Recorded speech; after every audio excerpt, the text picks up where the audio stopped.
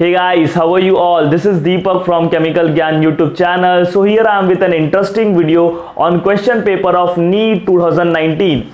In this video I am going to solve every question with detailed solution. So please be focused, be ready with your book and pen and note everything properly. हर एक question को detailed solution के साथ करेंगे. May be ये थोड़ा video लेंदी हो जाए, तो लास्ट तक वीडियो को देखना अगर आप कुछ सीखना चाहते हो तो. So let's start. First question, the number of sigma and pi bond in pen 2 in and 4 आइन. ये आपको कंपाउंड दिया है, इसमें पूछा है कितना सिग्मा बॉन्ड है, कितना पाई बॉन्ड है. इजीएस्ट क्वेश्चन, आपको 4 मार्क्स फ्री के मिल रहे एक तरीके से. तो पेंट मतलब ये आपको स्ट्रक्चर बनाने आना चाहिए. पेन 2 इन 4 आइन का पेंट मतलब 5 कार्बन, 1 2 3 4 5. 2 मतलब सेकेंड कार्बन पे क्या है, इन का मतलब क्या होता है, डबल बॉन्ड. 4 मतलब फोर्थ कार्बन पे क्या है, आइन का मतलब क्या होता है, ट्रिपल बॉन्ड. बाकी सारे सिंगल बॉन्ड. इस कार्बन ने एक बॉन्ड बनाया है तो 3 किसके साथ बनाएगा, हाइड्रोजन के साथ. कार्बन की वैलेंसी कितनी होती है, 4, वो 4 बॉन्ड बना सकता है. इस कार्बन ने देखो 1 2 3 बॉन्ड बनाया है तो चौथा किसके साथ बनाएगा, हाइड्रोजन के साथ. इसको भी देखो 1 2 3 बनाया है तो चौथा हाइड्रोजन के साथ. इसको देखो 1 2 3 4 चारों बॉन्ड बना लिया. Will it form any bond with hydrogen, no. इसको देखो 1 2 3 बनाया है तो एक बनाएगा हाइड्रोजन के साथ. Now count the total number of sigma and pi bond. देखो ये सारे सिंगल बॉन्ड को सिग्मा बॉन्ड होते हैं. 1 sigma 2 sigma 3 sigma 4 sigma 5 sigma 6 sigma 7 sigma 8 sigma. इधर भी एक सिग्मा होता है 9 सिग्मा, और इधर भी एक सिग्मा होता है 10 सिग्मा. याद है कि नहीं, ये सब बेसिक है. और जो बचा हुआ 1 पाई है, इधर कितना पाई बचे, 2 पाई, यानी 10 सिग्मा 3 पाई. तो इधर कोई ऑप्शन है 10 सिग्मा 3 पाई. यस, फर्स्ट ऑप्शन 10 सिग्मा 3 पाई. होप आप लोग को ये क्वेश्चन समझा होगा. ये बहुत ही बेसिक सा क्वेश्चन था. The structure of intermediate in the following reaction. आपको देखो ये रिएक्शन दिया है, दिख रहा है, आइसोप्रोपाइल बेंजीन का ऑक्सीडेशन हो रहा है तो आपको ए मिल रहा है. ए इज एन इंटरमीडिएट और इसका आपको स्ट्रक्चर बताना है. और प्रोडक्ट आपको मिल रहा है phenol and phenol and acetone. ये रिएक्शन आप लोग ने फिनॉल चैप्टर में पढ़ा है. Formation of preparation of phenol with cumene isopropyl benzene. याद आ रहा है बच्चे लोग, कमर्शियल मेथड में जिसमें एसीटोन मिलता है. बहुत इंटरेस्टिंग मेथड था. सो याद करो, दिस इज क्यूमीन. तो हम लोग रिएक्शन लिखते हैं, सॉल्यूशन. ये आप लोग को आना चाहिए. टेक्स्ट बुक का रिएक्शन है, कोई बाहर से नहीं, और काफी इंटरेस्टिंग रिएक्शन है. This is what, cumene, CH3 isopropyl benzene. उसका हम लोग ऑक्सीडेशन करते हैं तो याद करो क्यूमीन हाइड्रोपर ऑक्साइड बनता है. CH3 OOH क्यूमीन हाइड्रोपर ऑक्साइड बनता है. फिर जब उसका आप एसिड के साथ रिएक्शन करते हो so you will gate phenol and acetone मिलता है. क्या मिलता है, फिनॉल और एसीटोन मिलता है. याद आ गया ये रिएक्शन. तो this is what, cumene hydroperoxide. ये आपको याद होना चाहिए था. देखो ना, परऑक्साइड लिंकेज मिल रहा है तो किसमें है परऑक्साइड लिंकेज, जिसमें है cumene hydroperoxide. Is it clear to all of you? ये क्वेश्चंस बच्चे लोग सिंपल हमारे एनसीईआरटी के बुक में दिया हुआ है. क्यूमीन हाइड्रोपरऑक्साइड ये रिएक्शन, क्यूमीन से क्या बनाते हैं, फिनॉल बनाते हैं. Answer is 2. Is it clear to all of you? बहुत सिंपल था. ये थोड़ा ध्यान से देखो. Correct structure of tribromo octa oxide. Tribromo octa oxide का करेक्ट स्ट्रक्चर क्या है? आपको 4 स्ट्रक्चर दिए. देखो इसको लुईस डॉट स्ट्रक्चर से बना सकते हैं but it will take more time. So मैं आपको प्रॉपर सोल्यूशन एक बताऊं तो आप इसका स्ट्रक्चर याद कर लेना इफ पॉसिबल. कोई डिफिकल्ट बात नहीं है, स्ट्रक्चर याद कर लेना. बट फिर भी एक तरीका देखो कैसे. अगर मैं बोलूं तो इसका correct structure is first Br3. Lewis dot structure अगर मैं मेथड लगाऊं तो बच्चे लोग वो बहुत टाइम ले लेगा. उसमें आपको फिर फॉर्मल चार्ज ये सब निकालना पड़ता है. तो इतना टाइम हम लोग तो वेस्ट नहीं कर सकते, बिकॉज एक क्वेश्चन के लिए हमको 1 मिनट से भी कम टाइम मिलता है. देखो ये है करेक्ट स्ट्रक्चर, यानी Br3O8. तो this is the correct structure.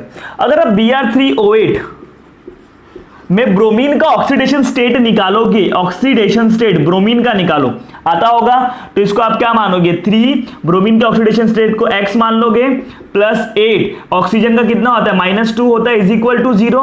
8 का -2 से मल्टीप्लाई करोगे तो -16 उधर जाएगा तो +16, यानी 3x is equal to 16, x is equal to 16/3. मतलब तीनों ब्रोमीन का एवरेज ऑक्सीडेशन स्टेट क्या है, 16/3 है. ये तीनों ब्रोमीन का, एक ब्रोमीन का निकाला क्या, नहीं, तीनों ब्रोमीन का एवरेज कितना है 16/3। तो अब इसमें देखो क्या ये तीनों का एवरेज 16/3 हो रहा है, अगर हो रहा है तो दैट मींस ये स्ट्रक्चर सही है। देखो कैसे ऑक्सीडेशन स्टेट कैसे निकालते हो, कोवैलेंट बॉन्ड है, बॉन्ड को तोड़ने का, इलेक्ट्रोनेगेटिव को -1 देने का, लेस इलेक्ट्रोनेगेटिव को +1 देने का। Oxygen is more electronegative than bromine. देखो इधर दोनों बॉन्ड मैंने तोड़ दिया, दोनों बॉन्ड तोड़ दिया, तो एक बॉन्ड तोड़ने पे -1 देता हूं, तो दो बॉन्ड तोड़ने पे कितना दूंगा मैं, -2 दूंगा। तो इसको कितना मिलेगा, +2 मिलेगा कि नहीं, इसको कितना मिलेगा, +2 मिलेगा। फिर मैंने ये दो बॉन्ड भी तोड़ा, ये ऑक्सीडेशन स्टेट निकालने का तरीका है बच्चों लोग कोवैलेंट कंपाउंड के केस में। बॉन्ड तोड़ने का, इलेक्ट्रोनेगेटिव को -1 देने का और इलेक्ट्रोपॉजिटिव को +1 देने का, मतलब लेस इलेक्ट्रोनेगेटिव को +1 देने का। देखो इधर ब्रोमीन और ऑक्सीजन में ऑक्सीजन इज मोर इलेक्ट्रोनेगेटिव, तो उसको मैंने बॉन्ड तोड़ के -1 दिया और इसको मैंने +1 दिया। लेकिन मैं दो बॉन्ड तोड़ रहा हूं ना, तो इसको मैं -2 दूंगा, तो इसको और +2 दूंगा।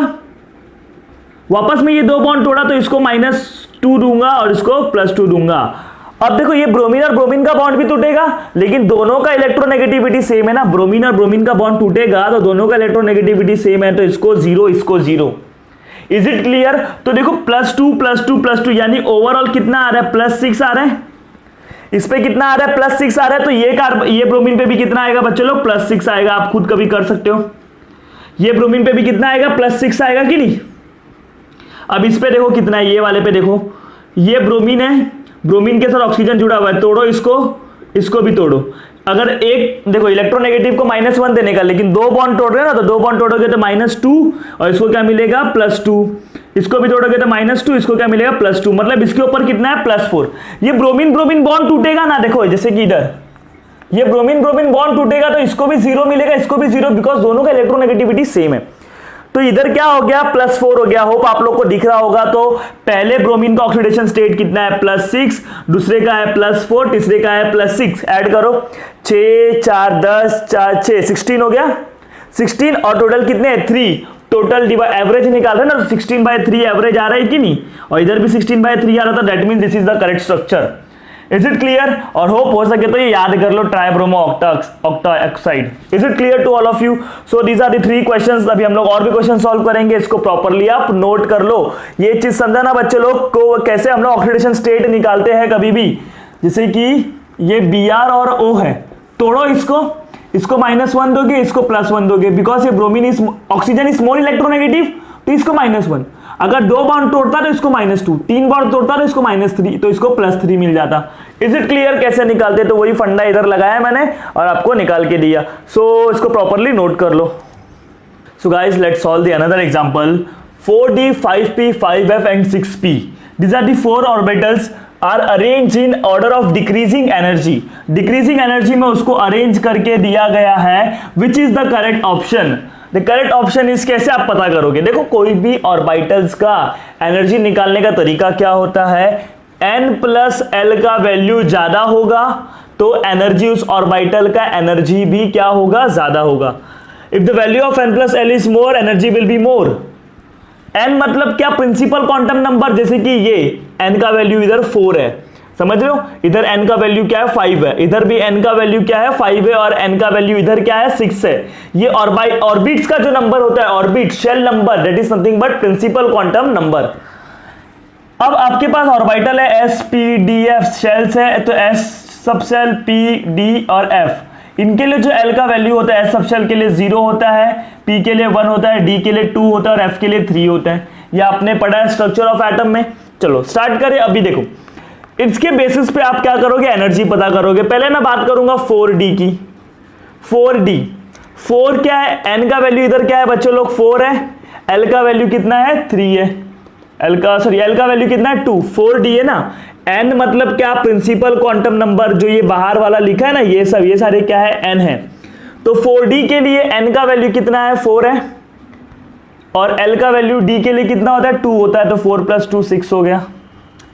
4d के बाद कौन है, 5p है। 5 के लिए n का वैल्यू 5 है, ये तो n का वैल्यू p क्या, p का वैल्यू कितना होता है, 1, तो 5 + 1 कितना हो गया, 6 हो गया। चलो ठीक है। अब हम लोग दूसरा क्या है, 5f। आपको समझ रहे ना बच्चे लोग, इधर से n कितना मिला आपको, n कितना मिला, 5 मिला। f के लिए आप क्या लोगे, f के लिए l का वैल्यू लोगे 3 लोगे, 5 + 3 8 लोगे। फिर क्या है 6p है। 6 में देखो n का वैल्यू कितना है 6 है, और p के लिए वैल्यू क्या लोगे आप 1 लोगे, तो 6 + 1 7 होता है। तो किसका n + l का वैल्यू ज्यादा है 5f का, तो डेट मीन्स इसका एनर्जी सबसे ज्यादा होगा।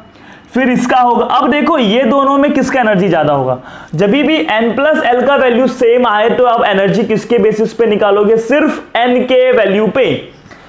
इफ n + l का वैल्यू अगर सेम होता है तो एनर्जी किसके बेसिस पे निकालते हो, n के वैल्यू पे।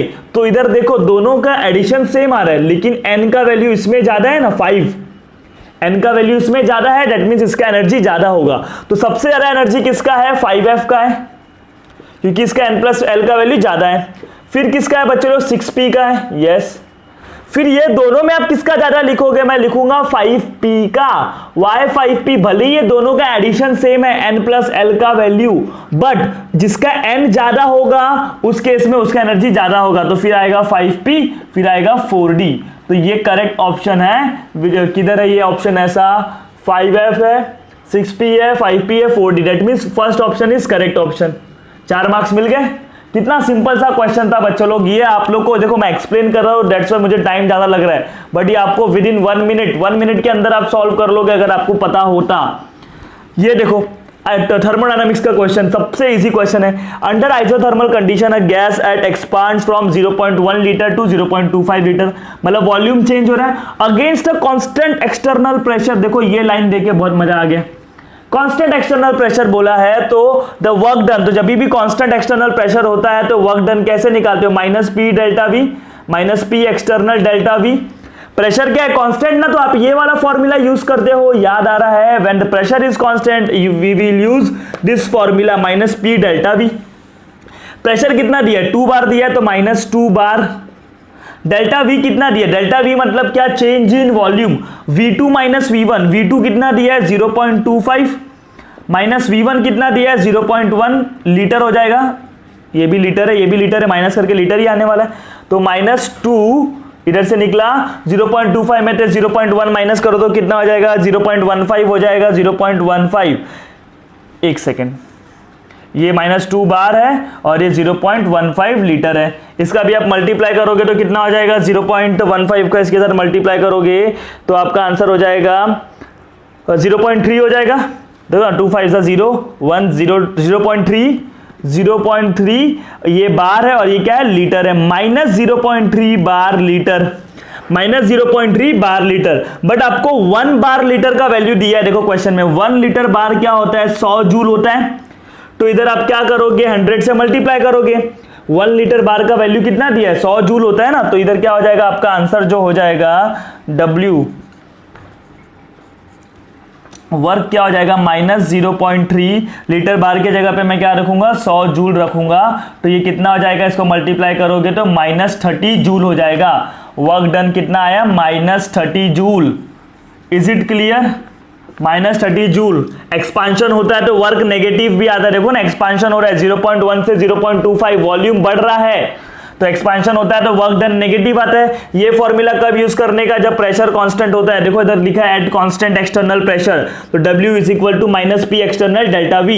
ΔV क्या होता है change in volume, V2 - V1 कर दिया। फिर बार लीटर आया था, देखो कन्वर्शन करने का भी नहीं पड़ा क्योंकि हमको ऑलरेडी दिया है 1 लीटर बार = 100। इतने सिंपल क्वेश्चन आते हैं, जस्ट आपका बेसिक अच्छा होना चाहिए, स्ट्रांग होना चाहिए। ये तो देखो अपना थियोरेटिकल बेस्ड क्वेश्चन है। Among the following the one that is not a greenhouse gas, तो नाइट्रस ऑक्साइड भी होता है ग्रीन हाउस गैस में, ओजोन भी होता है, मीथेन भी होता है, उसके साथ साथ कार्बन मोनोऑक्साइड, कार्बन डाइऑक्साइड, ये सारे गैसेस भी होते हैं। SO2 नहीं होता, तो SO2 is not a greenhouse gas. ये करेक्ट ऑप्शन है SO2, ये फैक्ट बेस्ड है, समझ रहे। Enzyme that utilised ATP in phosphate transfers require an alkaline earth metal as a cofactor. So metal क्या होता है, देखो एक एंजाइम्स होते हैं जो कि क्या करते हैं ATP का यूज करके फॉस्फेट ट्रांसफरेज करते हैं। ATP का यूज करके क्या करते हैं फॉस्फेट को ट्रांसफर करते हैं। तो उस एंजाइम के अंदर कौन सा मेटल होता है जो कि कोफैक्टर का काम करता है। So answer will be magnesium. ये भी आपको पता होना चाहिए, ये भी एक थियोरी बेस्ड है। इसका आप चीज याद रख लो, all the enzyme which utilise ATP for phosphate transfer, उसके अंदर जो कोफैक्टर होता है वो मैग्नीशियम होता है। All the enzyme which utilise, आप लोग लिख सकते हो, मैं बोल रहा हूं, all the enzyme which utilise ATP in phosphate transfer requires an alkaline earth metal that is magnesium. उसमें कोफैक्टर कौन सा होता है? मैग्नीशियम होता है, जो भी एंजाइम एटीपी का यूज करके फॉस्फेट ट्रांसफर करते हैं। Is it clear? ये आपको याद रखना पड़ेगा बच्चे लोग। सो कितने सिंपल क्वेश्चन थे, इसको प्रॉपर्ली नोट करो। So guys let's solve next example. Which of the following reactions are disproportionation reaction? So देखो आपको ये 4 रिएक्शन दिए, ए बी सी डी। ये चारों रिएक्शन में से कौन से डिसप्रपोर्शनेशन रिएक्शन है? ये बच्चे लोग है रेडॉक्स का क्वेश्चन, 4 नंबर आपको फ्री में मिलेंगे। बस आपको पता होना चाहिए कि ऑक्सीडेशन स्टेट कैसे निकालते हैं और डिसप्रपोर्शनेशन रिएक्शन क्या होता है। So disproportionation reactions are those reaction in which same species undergoes oxidation as well as reduction. समझ लो डिसप्रपोर्शनेशन रिएक्शन क्या होता है? डिसप्रॉप रिएक्शन क्या होता है? The reaction in which same species undergoes oxidation and reduction. तो अब आपको पता होना चाहिए ऑक्सीडेशन मतलब क्या होता है। इंक्रीज इन ऑक्सीडेशन नंबर, अगर लेफ्ट टू राइट आ रहा हूं, मेरा ऑक्सीडेशन नंबर बढ़ रहा है, दैट मींस क्या हो रहा है? ऑक्सीडेशन हो रहा है। ऑक्सीडेशन नंबर कम हो रहा है, मतलब क्या हो रहा है? रिडक्शन हो रहा है। अगर सेम स्पीसी का किसी केमिकल रिएक्शन के अंदर, जैसे कि एक जिंक है, जिंक का उसी रिएक्शन के अंदर ऑक्सीडेशन भी हो रहा है, उसी रिएक्शन के अंदर रिडक्शन भी हो रहा है, वो डिसप्रॉप रिएक्शन है। Is it clear? तो आपको ऑक्सीडेशन स्टेट निकालने आना चाहिए। तो फर्स्ट रिएक्शन को देखो, फर्स्ट रिएक्शन मैं बोलूंगा ये डिसप्रॉप रिएक्शन है, क्योंकि देखो 2Cu+, ध्यान से देखो, चलो 2Cu+ से क्या बना? Cu+2 बना और Cu0 बना। देखो एक बार इधर 2 Cu था, एक Cu इधर आया, एक Cu, तो एक Cu का क्या हो गया? ऑक्सीडेशन नंबर +1 से क्या हो गया? +2 बढ़ गया, तो इसको क्या बोलोगे? ऑक्सीडेशन बोलोगे। लेकिन इधर से इधर आने पे देखो नंबर कम हो गया, 1 से 0 हो गया, तो इसको क्या बोलोगे? रिडक्शन। कॉपर अंडरगोज ये oxidation as well as reduction, that's why this is disprop reaction. तो ये डिसप्रॉप है कि नहीं? डिसप्रॉप। सेकंड वाला रिएक्शन की हम लोग बात करेंगे, सेकंड रिएक्शन की बात करेंगे बच्चे लोग। सेकंड रिएक्शन क्या है? ये मैग्नेट आयन का जब रिएक्शन करोगे H+ के साथ, अब देखो ऑक्सीडेशन स्टेट आपको निकालने आना चाहिए। इधर अगर मैं ऑक्सीडेशन स्टेट निकालूं, मैं सेकंड रिएक्शन की बात कर रहा हूं, दिस इज ए, ये ए वाला रिएक्शन था, अभी मैं बी वाले की बात कर रहा हूं, MnO4-2। इसमें ऑक्सीडेशन स्टेट निकालो। मैंगनीज का ऑक्सीडेशन स्टेट कैसे निकालोगे? इसको X मानते हो, एक बता देता हूं कैसे निकालते हैं। 4 ले लोगे और ऑक्सीजन का कितना होता है? -2, इक्वल टू के बगल में क्या लगा दोगे? -2 लगा दोगे, तो ये क्या हो जाएगा? -8 हो जाएगा। -8 हो जाएगा तो +8 और -2 क्या हो जाएगा? +6। मतलब हियर मैंगनीज का ऑक्सीडेशन स्टेट इज +6।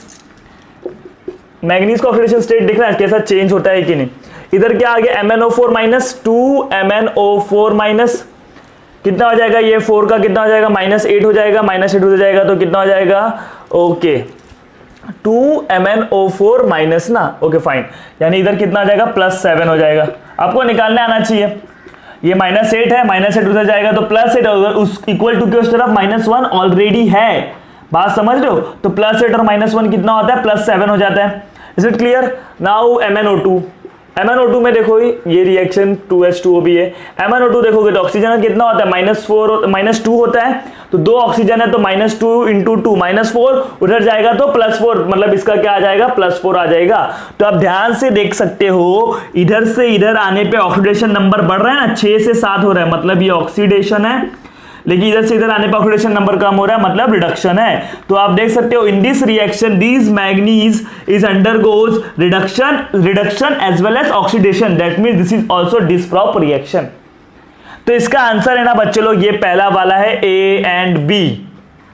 बाकी का आप दोनों का भी निकाल के ट्राई कर लेना। Is it clear? कैसे निकालते हैं ऑक्सीडेशन स्टेट? जैसे कि MnO4- का निकालना है तो आप कैसे निकालोगे? Mn का निकालना ना इसमें, तो Mn को X मान लो, ये 4 ऑक्सीजन के ऊपर -2 होता है, ये आपको याद करना पड़ेगा। इक्वल टू के बाद क्या लगाओगे? -1। अगर +1 रहता तो इक्वल टू के बाद +1 लगाते हैं। जो भी चार्ज होता है वो इक्वल टू के बाद X।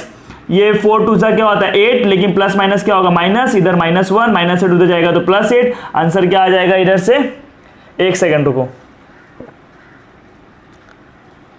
MnO4 माइनस ना, ये कितना हो जाएगा 4, 4 का क्या हो जाएगा -2 और ये कितना है प्लस, तो x -8, हाँ -8 हो जाएगा तो +8 हो जाएगा, और +8 इतना क्या करोगे +7 आंसर आएगा। ये आपको आना चाहिए। Is it clear to all of you कि कैसे ऑक्सीडेशन स्टेट निकालते हैं, ये आपको पता होगा। इधर बस डिसप्रॉप क्या होता है, एक ही स्पीसी का ऑक्सीडेशन भी हो रहा है, रिडक्शन भी हो रहा है, तो उसको आप डिसप्रॉप रिएक्शन बोलोगे। मैंगनीज का ऑक्सीडेशन स्टेट बढ़ रहा है मतलब ये ऑक्सीडेशन हो रहा है, ऑक्सीडेशन स्टेट कम हो रहा है मतलब ये क्या हो रहा है, रिडक्शन हो रहा है। Is it clear? तो एक ही स्पीसी का ऑक्सीडेशन और रिडक्शन होता है किसी केमिकल रिएक्शन में, उसको आप डिसप्रॉप रिएक्शन बोलते हो। सो इसको बच्चे लोग प्रॉपरली नोट करो, मैं इधर थोड़ा रफ करने जा रहा हूं, इसको पहले नोट कर लो आप लोग, फटाफट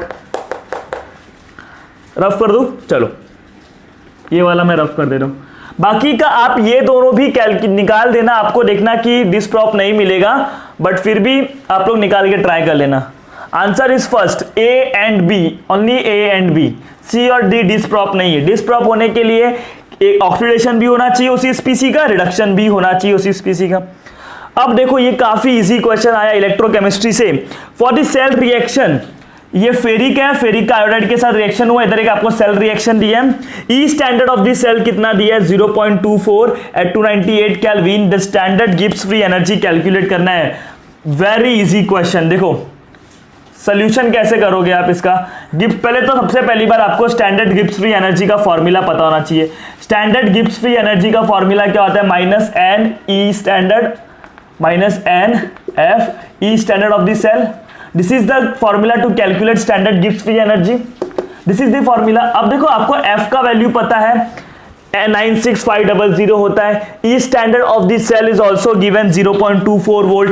But what you have to calculate N. N मतलब क्या, number of electrons involved in that cell reaction. तो आपको number of electrons निकालना है। तो ये आपको सेल रिएक्शन में इसमें आपको बताना है एनोड पे क्या हो रहा है और कैथोड पे क्या हो रहा है। एट एनोड, होप बच्चे लोग आप लोग को ये आता होगा। एनोड पे क्या होता है, ऑक्सीडेशन होता है। ऑक्सीडेशन होता है, ऑक्सीडेशन किसका हो रहा है, देखो -I से क्या हो रहा है, -1 था, -1 से क्या हो गया 0 हो गया।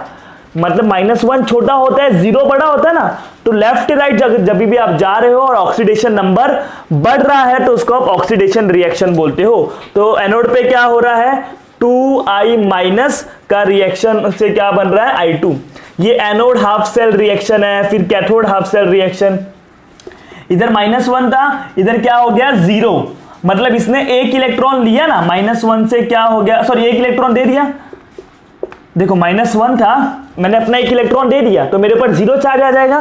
तो -1 से एक इलेक्ट्रॉन दे दिया तो 0 चार्ज आ जाएगा। लेकिन ये कितने आयोडाइड है, 2 है, तो 2 इलेक्ट्रॉन दिए हो गए। बात समझ रहे हो। एट कैथोड, कैथोड पे क्या होता है, रिडक्शन रिएक्शन होता है। रिडक्शन सेल कैथोड पे क्या होता है, रिडक्शन। रिडक्शन का मतलब क्या होता है, गेन ऑफ इलेक्ट्रॉन। देखो 2Fe+3 था, 2Fe+3 था, वो क्या बन गया, Fe+2 बन गया। +3 से +2, ऑक्सीडेशन नंबर लेफ्ट से राइट जाने में कम हो रहा है। ऑक्सीडेशन नंबर जब कम होता है तो उसको आप क्या बोलते हो, रिडक्शन बोलते हो। +3 से क्या हो रहा है, +2, ऑक्सीडेशन स्टेट कम हो रहा है तो ये रिडक्शन है। तो ये भी कितना है, 2। एक ने लिया, मतलब इसने कितने इलेक्ट्रॉन लिए, एक इलेक्ट्रॉन। +3 से +2 होने के लिए कितने इलेक्ट्रॉन लोगे, देखो +3 था, एक इलेक्ट्रॉन ले लिया। इलेक्ट्रॉन के ऊपर कितना होता है, -1 चार्ज, तो +3 और एक हो जाएगा +2 हो जाएगा।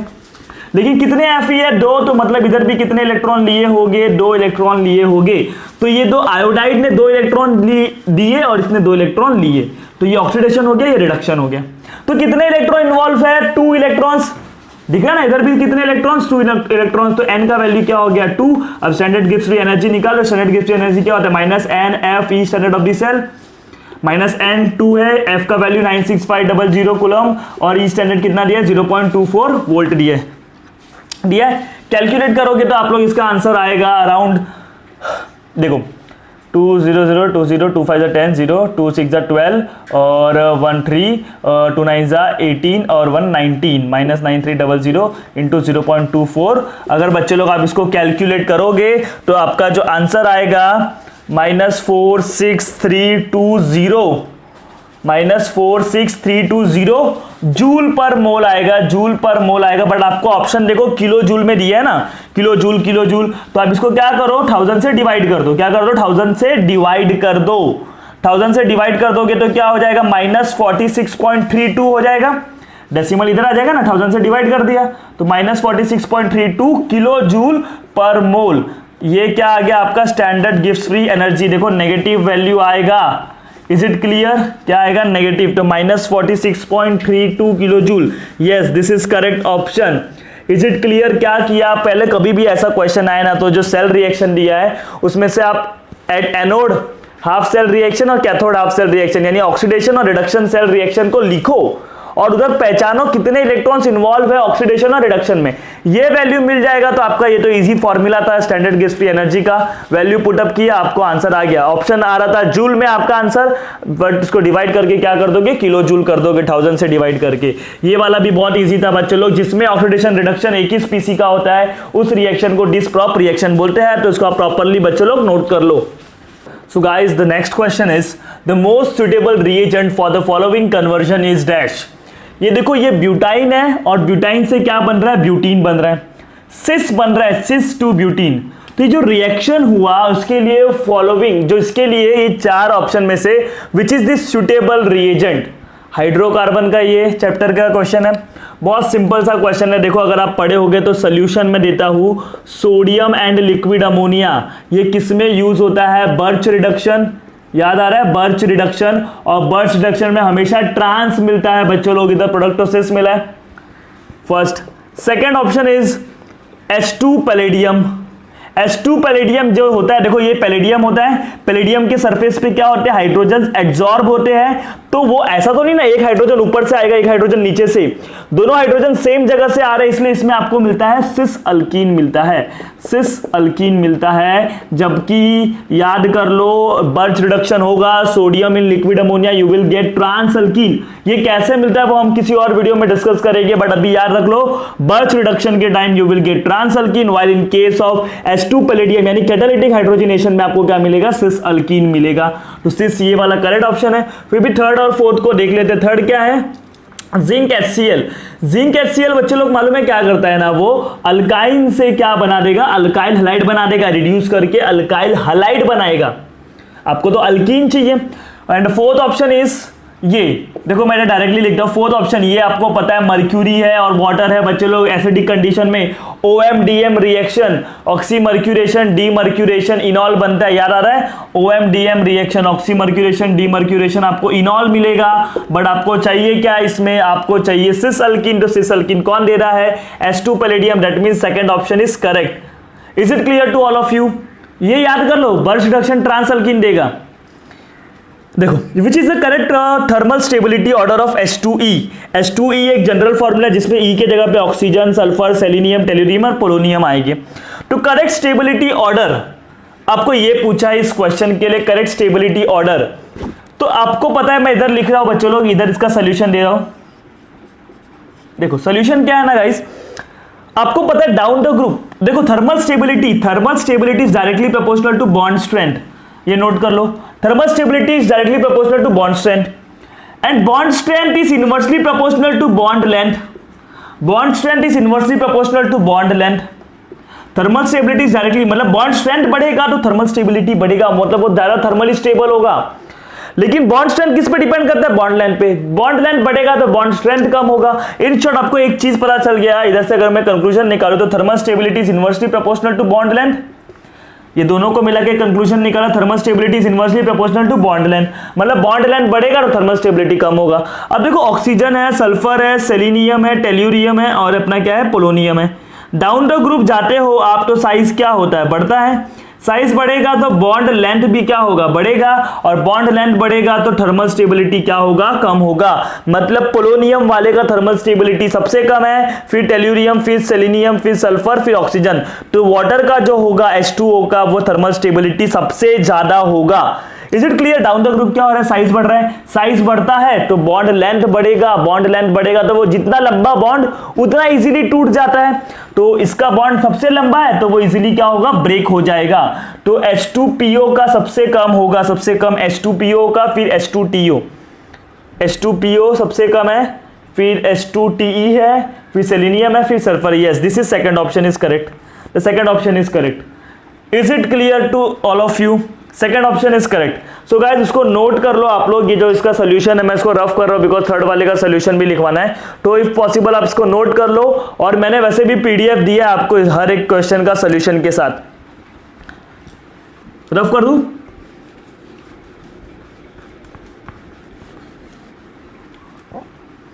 Next question for the second, ये कौन सा नंबर है, 12th नंबर है।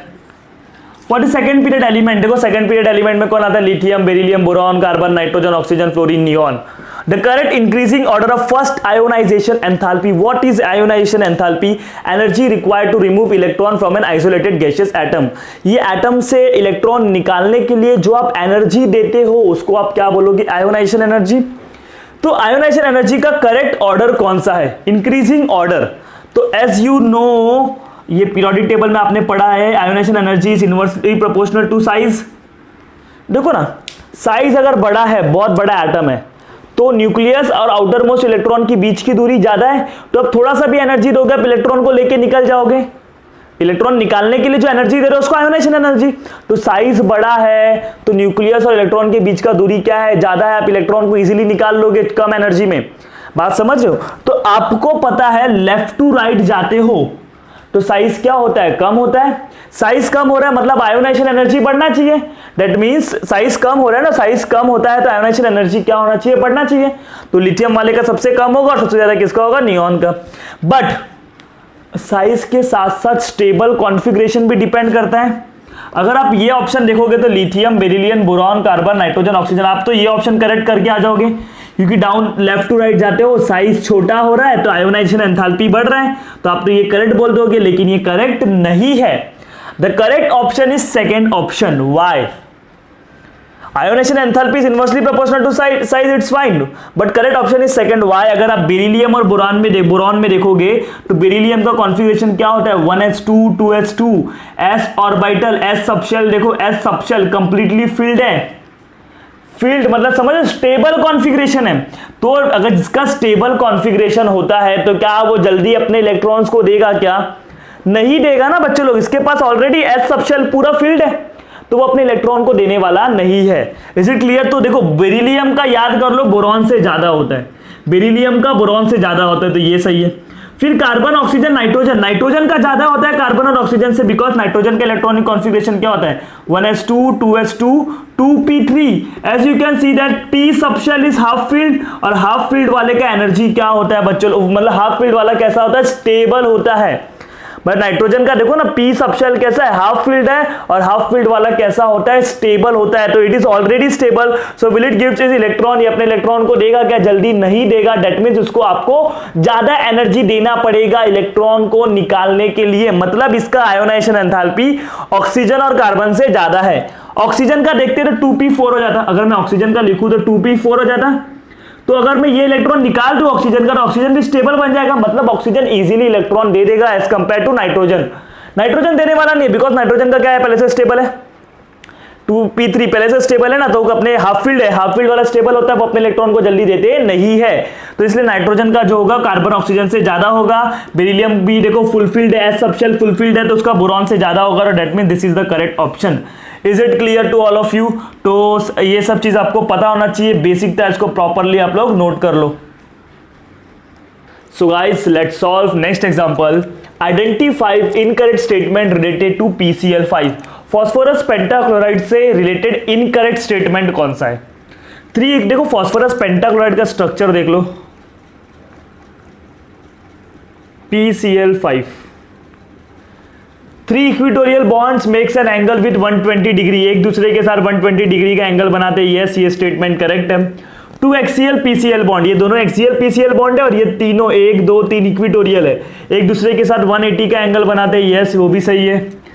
Axial PCl bonds are longer than equatorial. Yes, ये लॉन्गर है, ये भी सही है। PCl5 molecule is less reactive, ये इनकरेक्ट स्टेटमेंट है, तो आपका करेक्ट आंसर आएगा 4।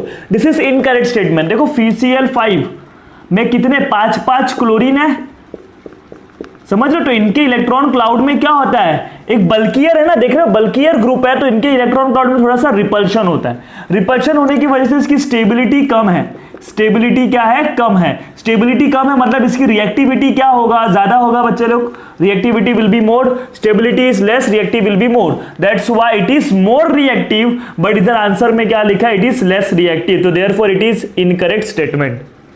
नाउ मैच द फॉलोइंग, ये 4 है, इनका देखो चारों का आंसर इधर दिया हो। अगर आप ध्यान से देखोगे, जिसमें आपने हैबर्स प्रोसेस और कॉन्टैक्ट प्रोसेस के बारे में सुना होगा, जनरली सुनते हैं। हैबर्स प्रोसेस में आपको पता है अमोनिया बनाते हैं और कॉन्टैक्ट प्रोसेस में H2SO4 बनाते हैं। हैबर्स प्रोसेस में अमोनिया बनाते हैं और कॉन्टैक्ट में क्या बनाते हैं, H2SO4 बनाते हैं। अब बचा ये दोनों का। अब इधर देखो प्योर नाइट्रोजन, अब प्योर नाइट्रोजन बनाने के लिए आप क्लोरीन का तो यूज नहीं करोगे, इसका ही यूज करोगे ना, सोडियम अजाइड या तो बेरियम अजाइड का। Are you getting it? तो ये तो आपको पता था, बाकी का आप दोनों खुद से भी ला सकते हो। तो पहला जो है प्योर नाइट्रोजन, ये आंसर देखो, फर्स्ट का जो आंसर आएगा 4। प्योर नाइट्रोजन किससे बनता है, सोडियम अजाइड से बनता है। सेकंड हैबर्स प्रोसेस का आंसर क्या आएगा, अमोनिया, जो कि 3 है। कॉन्टैक्ट प्रोसेस का आंसर क्या आएगा, सी का मैच फॉलोइंग आएगा 2, और डी का क्या आएगा, डी का आएगा फर्स्ट। डेकॉन्स प्रोसेस में क्या बनता है, क्लोरीन बनता है। Next question is the number of moles of hydrogen molecule required to produce 20 moles of ammonia through Haber's process। 20 mole ammonia का बनाने के लिए कितना मोल हाइड्रोजन लगेगा हैबर्स प्रोसेस से। So what is Haber's process, ये आपको पता है, N2 + 3H2 gives 2 molecules of ammonia, ये हैबर्स प्रोसेस है। From the equation you can see that 3 moles of hydrogens are required to produce 2 moles of ammonia। 3 mole of hydrogen required to produce 2 moles of ammonia। So अगर आपको 20 mole of ammonia बनाना है, so guys आपको इधर कितना mole लगेगा, 3 mole of hydrogen, 3 mole of hydrogen required to produce 2 moles of ammonia. Equation से ये पता चल रहा है। तो आपको क्वेश्चन में कितना बनाने बोला है, 20। तो 20 मोल बनाने के लिए, 20 मोल बनाने के लिए आपको कितना हाइड्रोजन लगेगा, मैं इसको मानता हूं x। क्या करना है, just cross multiply, x into 20 into 3, देखो x का वैल्यू क्या आ जाएगा, 20 इंटू 3 और ये डिवाइड बाय 2, यानी क्या आ जाएगा 30। That means 30 moles of hydrogen, 30 moles of hydrogens are required to produce 20 moles of ammonia। Equation से ही दिख रहा है, 2 के लिए 3 लग रहा है, तो इधर एक 0 बढ़ा दूंगा, तो 20 के लिए कितना लगेगा, 30 लगेगा। That's it. तो 30 moles of ammonia, that means first answer is correct. तो इसको प्रॉपरली आप लोग नोट कर लो। So guys the next question is which of the following is an incorrect statement. चारों स्टेटमेंट में से गलत कौन सा है। Silicon tetrachloride easily hydrolysed, lead tetrafluoride is covalent in nature, germanium tetrahalide is more stable than germanium dihalides, और tin tetrafluoride is ionic in nature। तो देखो ये इजीली हाइड्रोलाइज्ड हो जाता है क्योंकि इसके अंदर क्या होता है, वैकेंट डी ऑर्बिटल होता है, वैकेंट डी ऑर्बिटल्स होते हैं। फिर PbF4 is covalent in nature, this is wrong statement. PbF4 ionic होता है, देखो कार्बन, सिलिकॉन, जर्मेनियम, टिन और लेड, जिसमें से ये तीनों जो होते हैं ना वो लोग कोवैलेंट हैलाइड बनाते हैं। कौन सा हैलाइड बनाते हैं, कोवैलेंट, जबकि ये दोनों कौन सा बनाते हैं, आयोनिक हैलाइड बनाते हैं। लेकिन इधर क्या दिया है, lead tetrafluoride is covalent in nature. नहीं, आप खुद ही सोचो ना बच्चे लोग, लीड है और ये फ्लोरीन है, 4 fluorine. As you know fluorine is more electronegative, तो इलेक्ट्रोनेगेटिविटी डिफरेंस ज्यादा होता है, तब कौन सा कंपाउंड बनता है, आयोनिक कंपाउंड बनता है। That means lead tetrafluoride should be ionic, but इधर आंसर में क्या दिया, it is covalent in nature. That means ये इनकरेक्ट स्टेटमेंट है। सो आपका जो आंसर आएगा, सेकेंड आंसर आएगा, lead tetrafluoride is covalent in nature, ये रॉन्ग स्टेटमेंट है। देखो अगर ये वाला भी आप लोग समझ लो, जर्मेनियम टेट्राहालाइड इज मोर स्टेबल है जर्मेनियम डाइहालाइड। यस, देखो ये जितने भी लोग हैं सब लोग +4 ऑक्सीडेशन स्टेट में रहना पसंद करते हैं, एक्सेप्ट लीड जिसमें इनर्ट पेयर इफेक्ट होता है। याद आ रहा है, इनर्ट पेयर इफेक्ट।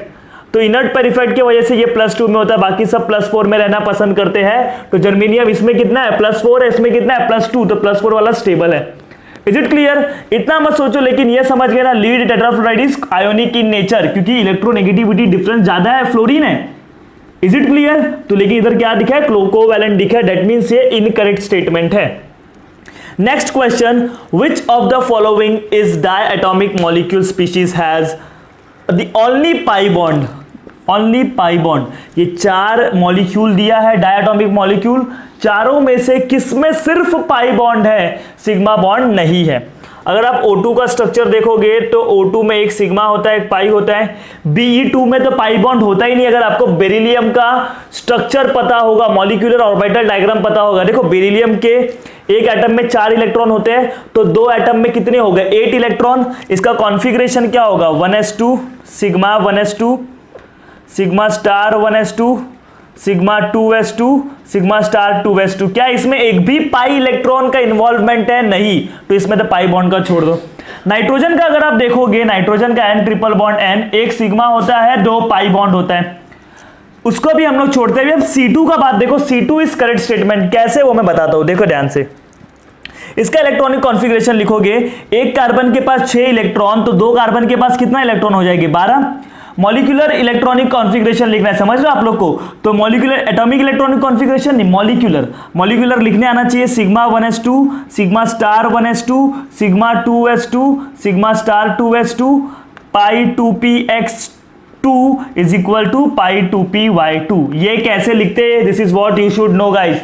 ये हम लोगों ने केमिकल बॉन्डिंग में ऑलरेडी पढ़ा है, तो आपको ये पता होना चाहिए। Pi 2px2 is equal to pi 2pi, 2 4 6 8 10 12, yes 12 electron है कि नहीं, 2 4 6 8 10 12। मैं सिग्मा 1s2 और sigma star 1s2, sigma 2s2 और सिग्मा स्टार 2s2, ये लोग बॉन्डिंग में पार्टिसिपेट नहीं करेंगे, बिकॉज दे आर इनर, अंदर वाले हैं, ये लोग बॉन्डिंग में पार्टिसिपेट नहीं करते। बॉन्डिंग में पार्टिसिपेट कौन करता है, पाई वाला।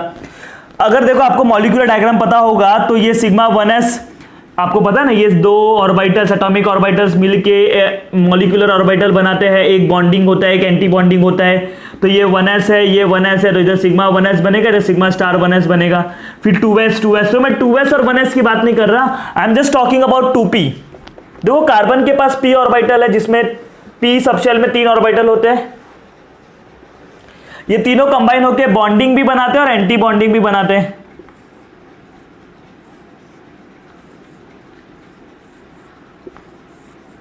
देखो कार्बन का इलेक्ट्रॉनिक कॉन्फ़िगरेशन, अगर मैं एटम का बात करूं, एटम का 6 1s2 2s2 2p2, इधर दूसरा carbon 1s2 2s2 2p2, 2 atom मिलके एक मॉलिक्यूल बनता है ना, एटॉमिक ऑर्बिटल जुड़ के मॉलिक्यूलर ऑर्बिटल बनता है।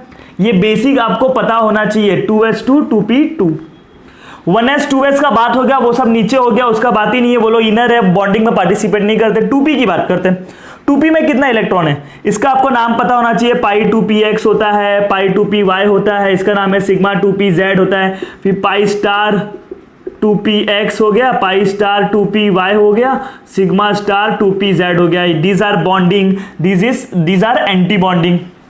इज इट क्लियर, ये सब हमको पता है। 2p में कितने इलेक्ट्रॉन है, 2, इसके भी 2p में कितने इलेक्ट्रॉन है, 2। क्लियर हो गया। तो अब ये 4 इलेक्ट्रॉन है ना, 2 2 4, तो भरोगे कैसे, पहले इसको 1 दोगे, फिर इसको 1 दोगे, फिर इधर जगह खाली है तो इसको भी 1 दोगे, इसको भी 1 दोगे। तो जितने भी इलेक्ट्रॉन्स थे 2p वाले इधर और 2p वाले इधर, वो किस में है, सिर्फ पाई ऑर्बिटल्स में है। क्या सिग्मा में है, क्या नहीं। दैट मीन्स कार्बन के 2 एटम के बीच में, मतलब ये डायटॉमिक मॉलिक्यूल है, इनके बीच में जो बॉन्ड है वो सिर्फ कौन सा बॉन्ड है, पाई बॉन्ड है, क्योंकि सिग्मा इलेक्ट्रॉन्स तो है ही नहीं ना। देखो सिग्मा वाला एम्प्टी है। आप बोलोगे सर 1s 2s क्यों नहीं ले, बच्चे लोग नीचे रहते ना, लोअर है, इनर है, इनर सॉरी लोअर नहीं, इनर ऑर्बिटल्स है, इनर ऑर्बिटल्स बॉन्डिंग में पार्टिसिपेट नहीं करते। Is it clear. बॉन्डिंग में आउटर ऑर्बिटल्स करेंगे, outer pi 2px pi 2py, electrons are only present in pi orbitals, electrons are only present in pi orbital. Therefore आप इसको क्या बोलोगे, इलेक्ट्रॉन सिर्फ पाई ऑर्बिटल में प्रेजेंट है, मतलब इधर कार्बन ही सिर्फ ऐसा मॉलिक्यूल है, कार्बन ही सिर्फ ऐसा मॉलिक्यूल है जिसके अंदर सिर्फ पाई बॉन्ड है, only pi bond. Clear, sigma bond नहीं है। Is it clear. अगर आप नाइट्रोजन का लिखते तो नाइट्रोजन का कॉन्फ़िगरेशन क्या होता है, 2p3 2p3, तो इधर 3 इलेक्ट्रॉन, इधर 3 इलेक्ट्रॉन, टोटल कितना होता था, 6 इलेक्ट्रॉन हो जाता। तो 2 4 6 सिग्मा इलेक्ट्रॉन्स भी इन्वॉल्व होता बॉन्डिंग में, मतलब नाइट्रोजन में सिग्मा बॉन्ड भी होता। बट इधर क्या पूछा है बच्चे लोग, वैसे ऑक्सीजन में भी सिग्मा बॉन्ड होता, क्योंकि ऑक्सीजन में तो और भी इलेक्ट्रॉन्स बढ़ जाते हैं, ऑक्सीजन में भी सिग्मा बॉन्ड होता। लेकिन इधर क्या पूछा है, इधर पूछा है सिर्फ पाई बॉन्ड किस में है, तो पाई बॉन्ड सिर्फ कार्बन में है। इसमें तो सवाल ही नहीं उठता बेरिलियम के केस में। इसमें अगर उठता है तो इसमें देखो नाइट्रोजन और ऑक्सीजन, नाइट्रोजन के केस में ये भी डब्बा फुल होता, मतलब उसमें सिग्मा भी है। ऑक्सीजन के केस में ऊपर वाले भी डब्बे फुल होते हैं, मतलब उसमें भी सिग्मा बॉन्ड है। बात समझ रहे हैं आप लोग? तो सिर्फ कार्बन एक ऐसा डायटॉमिक मॉलिक्यूल है जिसमें सिर्फ और सिर्फ पाई बॉन्ड है, क्योंकि देखो पाई ऑर्बिटल्स के अंदर ही इलेक्ट्रॉन्स है। क्या सिग्मा के अंदर इलेक्ट्रॉन्स है? क्या नहीं, मतलब सिर्फ कौन सा बॉन्ड है? पाई बॉन्ड है। Is it clear to all of you? Hope आप लोग को ये समझा होगा। इसके लिए थोड़ा आपका बेसिक डायग्राम कैसे बनाया ये सब आपको पता होना चाहिए। सो इसको प्रॉपरली गाइस नोट कर लो। So guys, the next question is, among the following, the reaction that proceed through an electrophilic substitution reaction is? चार ऑप्शन है, चारों में से इलेक्ट्रोफिलिक सब्स्टिट्यूशन कौन सा रिएक्शन दिखा रहा है? One of the easiest question. इससे इजी क्या चाहते हो आप लोग? 4 मार्क्स आपको फ्री में मिल रहा है। इजीएस्ट क्वेश्चन बच्चे लोग। चलो इसको देखो, OH के जगह पे Cl आ रहा है, ध्यान से देखो, बेंजाइल अल्कोहल से बेंजाइल क्लोराइड बन रहा है, न्यूक्लियोफिलिक सब्स्टिट्यूशन रिएक्शन। इसमें क्या हो रहा है? फ्री रेडिकल रिएक्शन हो रहा है सनलाइट के प्रेजेंस में, तो ये भी नहीं है। ये है आपका करेक्ट आंसर। AlCl3 आप लोग बचपन से सुनते आ रहे हो, इलेक्ट्रोफिलिक सब्स्टिट्यूशन रिएक्शन में यूज होता है गाइस। तो इसको आप लोग क्लियर आंसर ऐसा टिक करके आ जाओ बिंदास। फिर भी चलो मैं मैकेनिज्म बता देता हूं, याद करो। क्लोरीन रहता है, AlCl3 रहता है, क्लोरीन का हेट्रोलाइटिक क्लीवेज होता है, तो इधर से Cl माइनस निकलेगा एंड Cl प्लस निकलेगा। Cl plus is nothing but chloronium ion which is nothing but electrophile, positively charge. अब इधर क्या बना? AlCl3 और Cl माइनस रिएक्ट करके क्या बना लेते हैं? AlCl4 minus.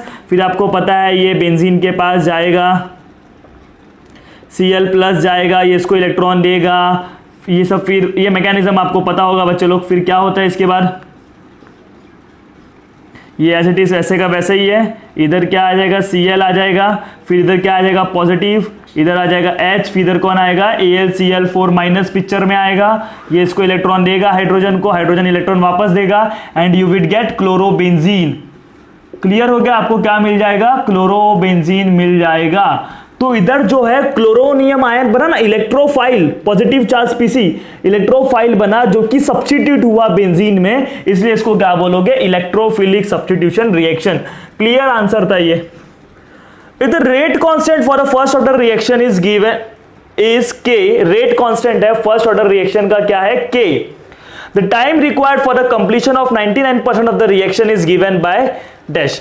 मतलब आपको टाइम पूछा, आपको रेट कांस्टेंट दिया है, आपको क्या पूछा है? टाइम दिया है। तो रेट कांस्टेंट का फॉर्मूला क्या होता है फर्स्ट ऑर्डर रिएक्शन के लिए? For first order reaction, for ये सोल्यूशन,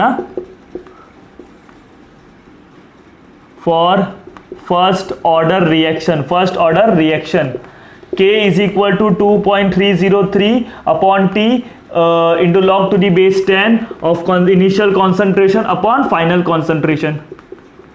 ये फॉर्मूला होता है। आपको क्या पूछा है? If the rate constant for the first order reaction is K, ये रेट कांस्टेंट है, the time required for the completion of 99% of the reaction. आपको क्या पूछा है? टाइम पूछा है। 99% रिएक्शन कंप्लीट हो गया, मतलब 99% रिएक्टेंट कंज्यूम हो गया। आपने देखो क्या लिया था? 100% रिएक्टेंट लिया था, जिसमें से 99% रिएक्शन हो गया ना, मतलब आपने 99%, ये इनिशियल कॉन्सेंट्रेशन है A0, जिसमें से 99% आपने कंज्यूम कर लिया, तो कितना बचा? 1%, जो आपका क्या कहलाएगा? AT कहलाएगा। Is it clear? Final concentration, बचा हुआ कॉन्सेंट्रेशन क्या है? 1, जबकि इनिशियल कितना था? 100। आपने 100 लिया था, जिसमें से 99% रिएक्शन कंप्लीट हो गया। मतलब जब देखो लेफ्ट टू राइट जा रहा है, रिएक्शन कंप्लीट हो रहा है, तो रिएक्टेंट कंज्यूम होता है कि नहीं? तो कितना परसेंट रिएक्शन कंप्लीट हुआ? 99%। That means 99% reactant has consumed. Is it clear? तो K 2.303 upon T log to the base 10 A0 100, initial concentration को 100 मानते हो, जिसमें से 99% कंज्यूम हो गया, तो कितना बचा? 1, तो इसको 100 आ जाएगा। क्लियर हो रहा है? 100 को मैं 10⁻² लिख सकता हूं, तो K is equal to 2.303 upon T into log to the base 10। 100 को हम लोग 10⁻² लिख सकते हैं, फिर ये 2 इधर आ जाएगा। आपको न्यूमेरिकल सॉल्व करने आता होगा। 2.303 upon T into 2 into log to the base 10। log to the base 10 का आंसर ये इधर क्या बचा 10 बचा, आंसर ओवरऑल ये कितना हो जाएगा 1 हो जाएगा, ये ओवरऑल कितना हो जाएगा 1 हो जाएगा। अब इसको मल्टीप्लाई इधर करो, आपको टाइम चाहिए तो T इज इक्वल टू ये टाइम इधर चले जाएगा, K नीचे आ जाएगा 4.606 K। इधर जो log to the base 10 का बचा था उसका वैल्यू तो 1 आएगा ना, ये आपको पता है। इज इट क्लियर बच्चों लोग? सिंपल फॉर्मूला लगाया, 100% इनिशियल होता है जिसमें से 99% कंज्यूम हो गया है, तो बचेगा कितना, फाइनल कॉन्सेंट्रेशन कितना बचा 1। जो भी वैल्यू था पुट कर दिया, आपको ये फॉर्मूला बस पता होना चाहिए था। ये एकदम इजी क्वेश्चंस थे, तो 4 और 4 8 मार्क्स आपको बहुत इजीली मिल जाएगी अगर आपका बेसिक जरा सा भी क्लियर है, आपको फॉर्मूला याद है। अगर आपने फिजिकल केमिस्ट्री के जितने भी क्वेश्चन मैंने कराए, इलेक्ट्रोकेमिस्ट्री का, थर्मोडायनामिक्स का, ये केमिकल काइनेटिक्स का, जितने भी क्वेश्चंस थे आप देखे होंगे फॉर्मूला बेस्ड थे, कोई भी ज्यादा आपको दिमाग नहीं लगाना था, लॉजिकल नहीं था, जस्ट फॉर्मूला बेस्ड था। सो आप प्रॉपरली नोट कर लो इस चीज को। So next example is the compound that is most difficult to protonate. Protonate का मतलब क्या होता है, H+ को एक्सेप्ट करना। इन सब में से H+ कौन एक्सेप्ट नहीं कर पाएगा? मैं आंसर बोलूंगा 4Y। देखो आप लोग, फिनाइल रिंग है, ये O है, ये H है। As you know this lone pair is involve in resonance. ये रेजोनेंस में इन्वॉल्व है, मतलब ये फ्रीली अवेलेबल नहीं है, तो क्या ये H+ को इलेक्ट्रॉन दे पाएगा और प्रोटोनेट हो पाएगा? क्या नहीं। समझ लो, रेजोनेंस में इन्वॉल्व है, देयरफॉर इसका प्रोटोनेशन पॉसिबल नहीं है। इधर देखो +I इलेक्ट्रॉन दे रहा है, बात समझ रहे हो? Is it there any doubt? लेकिन इसमें क्या होता है, lone pairs are involve in resonance, that means this electrons are not freely available to donate. समझ, डोनेट करने के लिए अवेलेबल नहीं है, तो जब बोलो H+ को इलेक्ट्रॉन देगे नहीं, प्रोटोनेशन का मतलब क्या होता है, H+ को एक्सेप्ट करना। ये लोग जल्दी कर पाएंगे क्या? नहीं, because lone pair is not free available, ये रेजोनेंस में इन्वॉल्व होता है, दैट्स इट। ये बहुत इंटरेस्टिंग क्वेश्चन है। An alkene A on reaction with O3, O3 मतलब क्या होता है बच्चे लोग, ओजोन होता है, and zinc water gives propane and ethanol. आपको मतलब पता है ओजोनोलाइसिस होता है तो आपको कार्बोनिल कंपाउंड मिलता है in equimolar ratio. Addition of HCl to alkene A gives B as the major product. The structure of the B is dash. बहुत सिंपल सा क्वेश्चन है, इसको हम लोग स्टार्ट करते हैं। चलो स्टार्ट करें। एक अल्कीन है A, CH3 एक सेकेंड, ये अल्कीन है, यस क्लियर हो रहा है। An alkene A on reaction with ozone, ozonolysis करोगे तो आपको एक मिलता है प्रोपेनोन और एक मिलता है इथेनॉल इन इक्विमोलर क्वांटिटी। तो देखो अगर मैं इसको तोड़ता हूं, आपको मालूम है ओजोनोलाइसिस करते हैं तो डबल बॉन्ड को तोड़ो, दोनों जगह O को जोड़ो, O को जोड़ दोगे तो देखो ओजोनोलाइसिस में आपको इधर क्या मिला, इधर मिला CH3C double bond O, acetone मिला कि नहीं, प्रोपेनोन, और इधर क्या मिला CH3CH डबल बॉन्ड O, यानी एसिटल्डिहाइड, इथेनॉल मिला ना CH3CHO, इसको आप ऐसा भी लिख सकते हो। क्लियर हो गया, ये मिल गया। बट आपको बोला क्या है, इन इक्विमोलर रेशियो, दोनों इक्विमोलर रेशियो में मिल गया, ये आपका कौन सा ओजोनोलाइसिस हो गया। Addition of HCl to alkene A, addition of HCl to alkene A, यानी ये आपका जो अल्कीन A है, अब इसमें आपको क्या ऐड करना है, HCl ऐड करना है, HCl ऐड करना है, जो कि आपको क्या देगा, B एज मेजर प्रोडक्ट। अब देखो दिस इज अनसिमेट्रिकल अल्कीन, और अनसिमेट्रिकल अल्कीन में HCl ऐड करते हो तो वो कौन सा रूल फॉलो करता है, मार्कोनिकॉफ रूल। सबसे पहली बात देखो, ये अल्कीन है, ये जो अल्कीन है इसका एक ही रूल है, डबल बॉन्ड को तोड़ो, सॉरी पाई बॉन्ड को तोड़ो, ये पाई बॉन्ड था, पाई बॉन्ड को तोड़ो, आजू बाजू HCl को जोड़ो, सीधी बात, पाई बॉन्ड को तोड़ो, आजू बाजू HCl को जोड़ो। बट आपको पूछा है मेजर प्रोडक्ट कौन सा बनेगा। अब मैं इधर Cl जोड़ू कि इधर Cl जोड़ू, ये आपको पता चलता है मार्कोनिकॉफ रूल से। मार्कोनिकॉफ रूल क्या बोलता है, negative part of the reagent will attached on that carbon which has less number of hydrogen. Addition reaction ये दोनों कार्बन पे ही होगा, इधर हैलोजन अटैच्ड होगा, व्हाई, बिकॉज इसके पास हाइड्रोजन कम है। जहां कम वहां जाएंगे हम। कौन है कम? हाइड्रोजन। जाएगा कौन? हैलोजन। ये स्लोगन है बच्चों लोग, मैंने ऑलरेडी चैप्टर में भी पढ़ा है हैलोजन डेरिवेटिव में।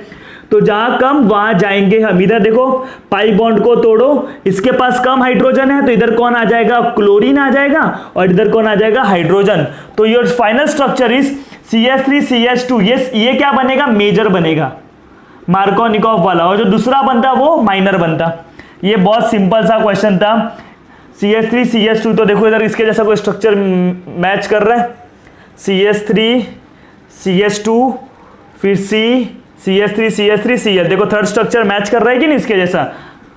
इथाइल, फिर इधर एक आइसोप्रोपाइल जैसा ग्रुप है, यस, फिर उसके साथ क्लोरीन अटैच्ड है, यस। तो that's means this answer is correct, third answer is correct. Is it clear? Is it there any doubt? Clear हो गया कि नहीं बच्चे आप लोग को? ये देखो ना, सिंपल था। पहले ओजोनोलाइसिस किया, एसीटोन और इथेनॉल मिला, मतलब ये अल्कीन का स्ट्रक्चर करेक्ट है। अगर तो आप ए करेक्ट नहीं बना पाओगे तो आप बी भी करेक्ट नहीं बना पाओगे। आपने ए बनाया, फिर ए का आपने ओजोनोलाइसिस किया तो आपको प्रोपेनोन भी मिल रहा था और इथेनॉल भी मिल रहा था।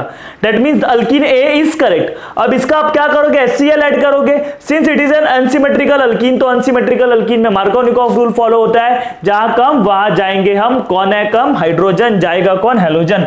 मतलब हैलोजन इधर आके अटैच्ड होगा, तो ये मेजर प्रोडक्ट बनेगा। और ये वाला भी समझा, रेजोनेंस में इन्वॉल्व है तो इसीलिए प्रोटोनेट नहीं होगा। सो इसको प्रॉपर्ली नोट कर लो। So guys, the next question is conjugate base for Bronsted acid. दो ब्रोंस्टेड एसिड है, एक है वाटर और एक है हाइड्रोजन फ्लोराइड। इनका कॉन्जुगेट बेस क्या होगा? चार ऑप्शन है। देखो कॉन्जुगेट बेस क्या होता है? जो प्रोटॉन को एक्सेप्ट करता है। और कॉन्जुगेट एसिड कौन होता है? जो प्रोटॉन को डोनेट करे। प्रोटॉन मतलब H+। तो ये H2O और HF, H2O में से H+ निकाल दो तो जो बचा हुआ होगा वो कॉन्जुगेट बेस, और HF में से भी H+ निकाल दो तो बचा हुआ क्या बन जाएगा? Conjugate base. क्योंकि ये कॉन्जुगेट एसिड है ना, तो इनमें से एसिड क्या करते हैं? प्रोटॉन को डोनेट करते हैं, प्रोटॉन दे दिए तो बचे हुए क्या बन गए? Conjugate base. तो OH-, वाटर का कॉन्जुगेट बेस इज OH-, और HF का कौन होगा? Fluoride ion. या ऑप्शन किधर है? ये वाला देखो, OH- and F-। Third option is correct. Is it clear? Acid का H+ देने के बाद जो बच जाएगा वो क्या बन गया? कॉन्जुगेट बेस बन गया। The major product of the following reaction. ये रिएक्शन बहुत ही कॉमन रिएक्शन है, हम लोग ने अमाइंस चैप्टर में देखा है। क्लियर हो गया? तो चलो इसको करते हैं। सबसे पहला देखो, एसिड है और ये बेस है। ये एसिड है ना, थैलिक एसिड, और ये क्या है? बेस। तो क्या बनेगा? सॉल्ट बनेगा। पहले क्या बनेगा? सॉल्ट बनेगा। चलो स्टार्ट करते हैं रिएक्शन। ये थैलिक एसिड रिएक्ट करेगा अमोनिया के साथ, सॉल्ट बनेगा।